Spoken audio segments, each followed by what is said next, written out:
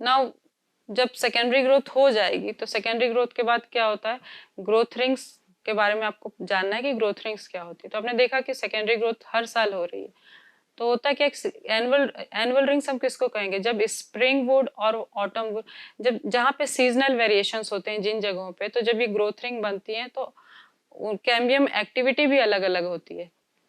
उसके कारण क्या है कि जो ट्रंक है, जो तना है, उसके ऊपर आपको छल्ले की तरह आकार दिखाई देता है, गोल गोल रिंग्स दिखाई देती है, और सीजनल वेरिएशंस के कारण ये अलग अलग दिखती है। जब इनकी ग्रोथ ज्यादा होगी तो कैविटी बड़ी होगी, जब ग्रोथ कम होगी तो नैरो कैविटी होगी।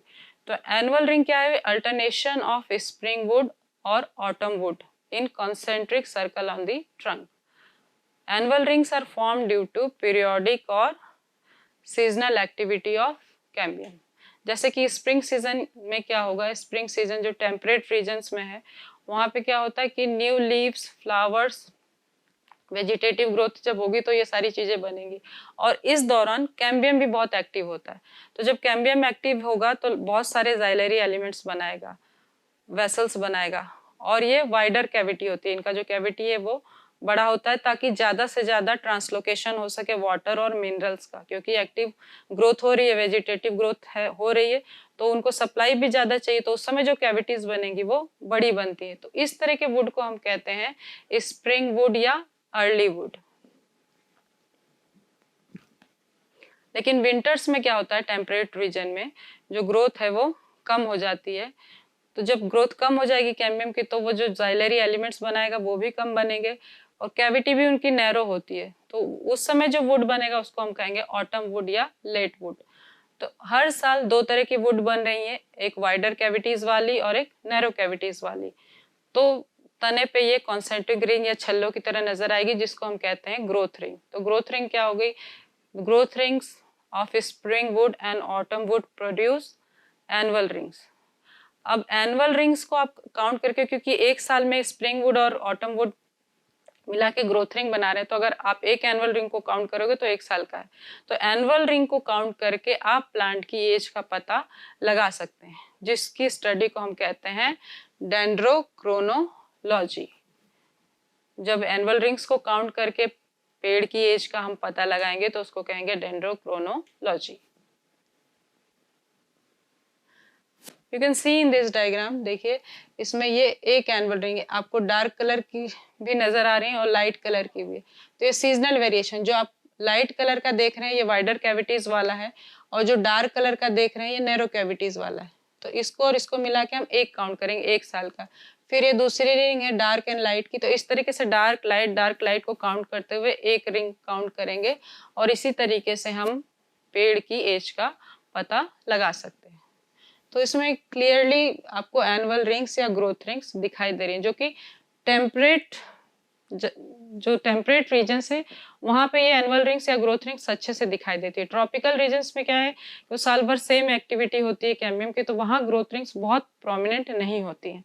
टेम्परेट रीजन्स में ये ग्रोथ रिंग्स प्रोमिनेंटली दिखाई देती हैं।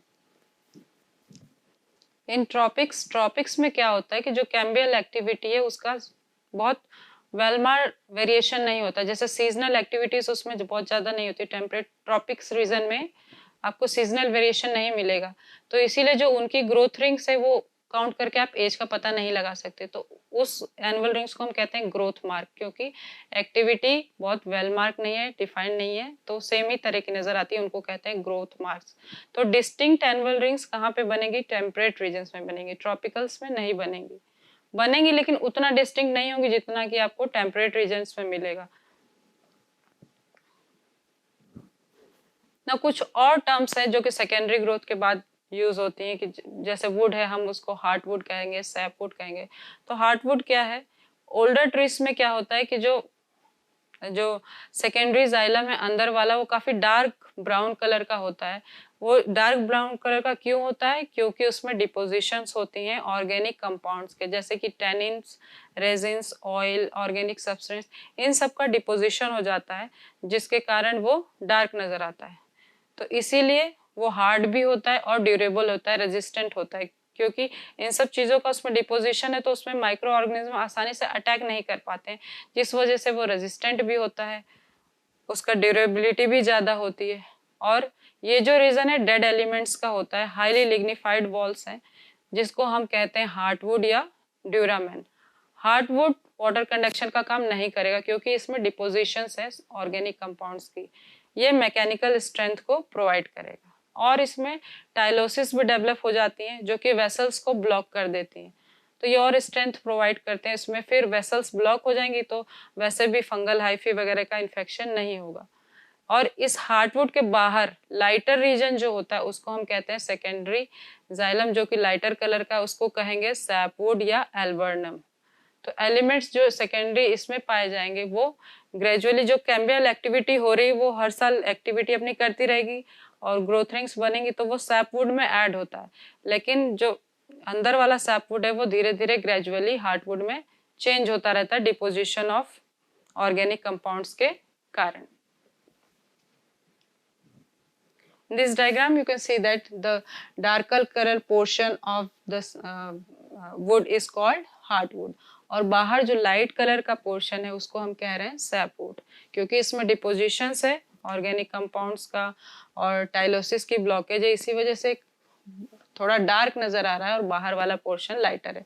लेकिन जैसे इसमें ग्रोथ इसकी बढ़ती रहती है, ये हार्टवुड जो सैपवुड है वो धीरे धीरे हार्टवुड में कन्वर्ट होता रहता है। नाउ और वुड की बात करें तो हम और भी टर्म्स यूज करते हैं जैसे कि पोरस और नॉन पोरस वुड। तो पोरस वुड हम उस वुड को कहेंगे अगर वेसल्स प्रेजेंट है वुड में, तो ऐसी वुड को हम कहेंगे पोरस वुड या हेट्रोजाइलस वुड। अगर वेसल्स एब्सेंट है वुड में तो उस वुड को कहेंगे नॉन पोरस या होमोजाइलस वुड, जैसे कि जिम्नोस्पर्म्स, जैसे कि कॉनिफर्स या साइकेड्स में पाया जाता है। क्योंकि जिम्नोस्पर्म जो पूरा वुड है वो ट्रैकिड्स का बना है, जिम्नोस्पर्म्स में वेसल्स नहीं पाई जाती हैं, तो उसकी वुड कैसी हो जाएगी, नॉन पोरस या होमोजाइलस। अब पोरस को भी फिर दो भागों में बांटा गया, diffuse porous and ring porous. Diffuse porous वो वुड है जब, और ये जो पोरस वुड को बांटा गया उसके साइज और डिस्ट्रीब्यूशन के आधार पे कि साइज क्या है वेसल्स का और कहाँ कहाँ डिस्ट्रीब्यूशन है उसके आधार पे बांटा गया। तो डिफ्यूज पोरस में क्या होता है कि जो वेसल्स हैं वो इक्वल डायमीटर्स की होती हैं और यूनिफॉर्मली डिस्ट्रीब्यूटेड है पूरे एनुअल रिंग में, मतलब वो सेम नजर आएगा, उनका डायमीटर सेम है और यूनिफॉर्मली डिस्ट्रीब्यूटेड है through out the annual rings. लेकिन रिंग पोरस में क्या है, लार्जर कैविटी या अर्ली वुड जो है वो उसकी लार्ज कैविटी होगी, लेट वुड की स्मॉल कैविटी होगी, तो इसमें आप ग्रोथ रिंग्स को आसानी से देख सकते हो। एग्जाम्पल के लिए जैसे टेक्टोना है तो उसमें ग्रोथ रिंग्स अच्छे से नजर आ रही है। तो इस तरह का जो डिस्ट्रीब्यूशन होगा वेसल्स का उसको हम कहेंगे ring porous. In this diagram you can see that this structure is showing the ring porous। आप देखिए कि इसमें वाइडर कैविटीज हैं फिर स्मॉलर वाइडर्स, तो इसमें ग्रोथ रिंग्स आराम से आपको पता चल रही। लेकिन डिफ्यूज पोरस में क्योंकि वेसल्स का इवन डिस्ट्रीब्यूशन है, सेम डायमीटर और सेम साइज की वेसल्स जो हैं पूरे वुड में डिस्ट्रीब्यूटेड हैं, तो इसको हम कहेंगे डिफ्यूज पोरस और ये हो गया ring porous. Now hardwood and softwood in terms का भी यूज करते हैं, लेकिन इस टर्म्स का इनके फिजिकल हार्डनेस से कोई लेना देना नहीं है। ये ऐसा नहीं है कि ये हार्डवुड है तो हार्ड होगा या सॉफ्ट है तो लकड़ी कमजोर होगी।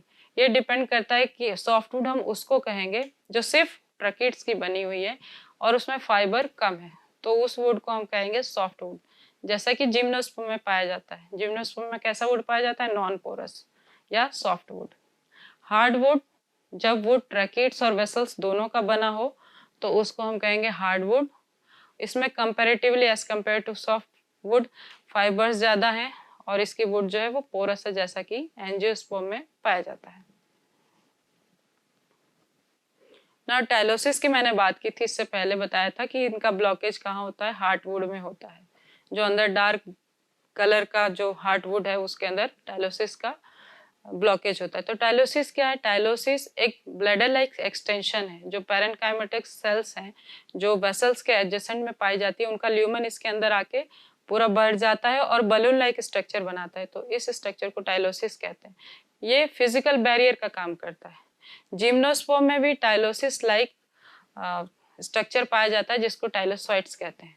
इसका फंक्शन क्या है, दे ब्लॉक द वेसल्स, और वेसल्स को ब्लॉक करके अगर कोई फंगस का इन्फेक्शन है या पैथोजन का इन्फेक्शन है उसको रोकती हैं, और इसमें और भी जो मैंने बताया कि ऑर्गेनिक सब्सटेंस का डिपोजिशन होता है, तो उसके कारण भी इसमें फिर इन्फेक्शन हो नहीं पाता है। तो ये इसका फंक्शन है, ये रेजिस्टेंट बनाता है इन्फेक्शन के अगेंस्ट, माइक्रो ऑर्गेनिजम्स के या फंगल इन्फेक्शंस के अगेंस्ट ये उसको रेजिस्टेंट बनाता है वुड को, इसीलिए काफ़ी ड्यूरेबल वुड होती है। Now you can see the structure of tylosis. देखिए ये जाइलम पैरेन्काइमा है और ये इसी का ल्यूमेन जब बढ़ के अंदर वेसल्स के अंदर ल्यूमेन बढ़ गया और इसने ब्लॉकेज कर दिया, तो ये टाइलोसिस देखने में आपको ऐसा स्ट्रक्चर नजर आता है। तो यहाँ पे आप सारी चीजें आपने देखा कि सेकेंडरी ग्रोथ कैसे होती है और रूट में सेकेंडरी ग्रोथ कैसे हो रही है, स्टेम में सेकेंडरी ग्रोथ हो रही है। तो आई होप कि आपको सारी चीजें समझ में आई होगी। Thank you for the next video.